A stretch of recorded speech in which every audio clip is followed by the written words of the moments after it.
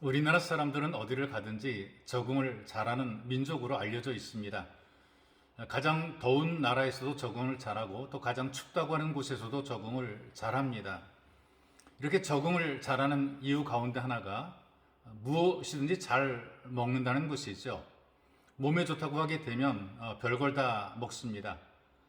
아직 잠에서 깨어나지 않고 돌틈에서 비몽사몽하는 개구리를 잡아 먹기도 하고요. 또 온갖 독사를 잡아서 생으로 먹기도 하고 또는 푹 고아서 먹기도 합니다.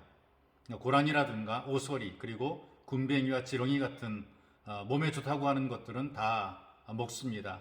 문제는 이렇게 먹다가 기생충에 감염이 되기도 하고 건강이 더 나빠지는 결과를 만들기도 하는 것이죠. 환절기가 되게 되면 피곤하다고 보약이라든가 비타민과 같은 영양제를 많이 드시는 분들이 있습니다. 그러나 지나치게 먹게 되면 오히려 부작용 때문에 몸에 안 좋다는 것입니다.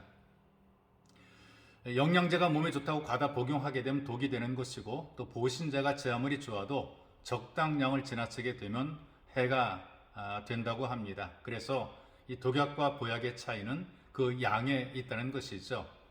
아무리 좋은 약이라 할지라도 지나치게 사용하게 되면 또 먹게 되면 독이 되고 또 독약이라 할지라도 적절하게 그 양을 사용하게 되면 오히려 약이 된다는 것입니다.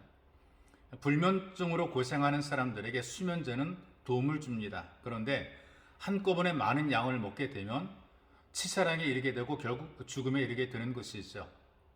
또 우리가 잘 아는 것처럼 한약재 가운데 부자라는 약재가 있는데 진통 효과를 가지고 있습니다. 그런데 많은 양을 사용하게 되면 경련과 의식 장애를 일으켜서 결국 사약으로 사용이 되는 것이죠. 사람들은 살아가면서 불안이라든가 근심, 걱정, 염려, 또 실패와 같은 아픔과 고통과 절망을 경험을 합니다. 우리의 삶 속에서 이런 것들이 없으면 참 좋습니다. 그런데 살아가면서 이런 아픔이 없을 수는 없습니다. 다만 이런 아픔들이 어떻게 관리되느냐에 따라서 독이 될 수 있고 약이 될 수 있다는 사실이죠.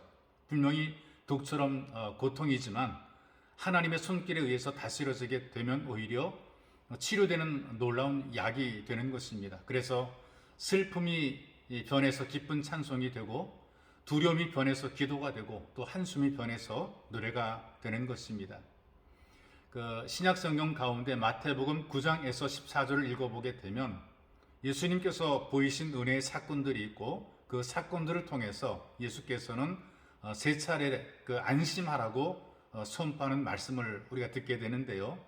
그 중에서 저는 오늘 여러분들에게 마태복음 9장 1절에서 2절 말씀을 들려드리고 싶습니다. 제가 여러분들에게 이 말씀 읽어드리겠습니다. 예수께서 배에 오르사 건너가 본 동네에 이르시니 침상에 누운 중풍병자를 사람들이 데리고 오거늘 예수께서 그들의 믿음을 보시고 중풍병자에게 이르시되 작은 자야 안심하라 네 죄 사함을 받았느니라. 이 말씀은 중풍병자를 고치신 기적의 기사입니다. 특히 네 죄 사함을 받았느니라고 선포한 이 말씀은 이 병의 근원이 바로 죄에 있다는 것을 의미하고 있죠. 창세기를 보게 되면 범죄한 아담과 하와가 받은 저주가 기록이 되어 있습니다. 잉태하는 고통, 종신토록 수고해서 자식을 낳고 땀 흘려야 식물을 먹을 뿐 아니라 필경은 흙으로 돌아가는, 다시 말해서 죽음에 대한 선고가 내려져 있습니다. 사람들이 겪고 있는 모든 질병이라든가 고통이라든가 수고와 불안의 원인들을 계속 규명해 올라가다 보게 되면 결국 창세기까지 거슬러 올라가게 되죠. 그리고 그 원인이 하나님 앞에서 범죄한 타락에 있다는 사실을 발견하게 됩니다. 그러나 그런 원인을 제거하고 치료하시는 권세가 예수 그리스도에게 있다는 사실을 선포하는 것입니다.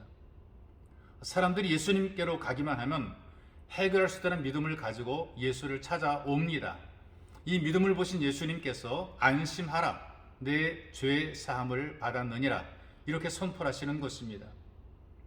여러분들에게 선포되는 이 안심하라는 주님의 말씀을 믿으시기 바랍니다. 이 말씀을 믿으면 절망의 자리에서 벗어날 수 있습니다.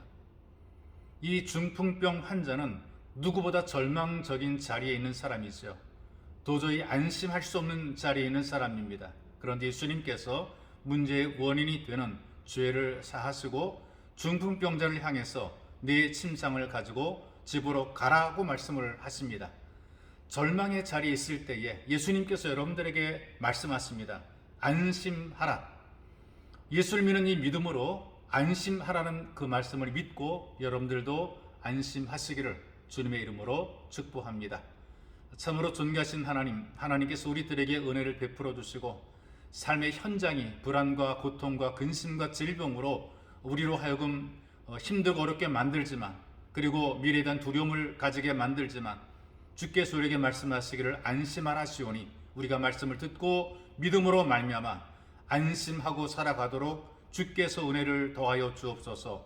보배로우신 예수님의 이름으로 기도하옵나이다. 아멘.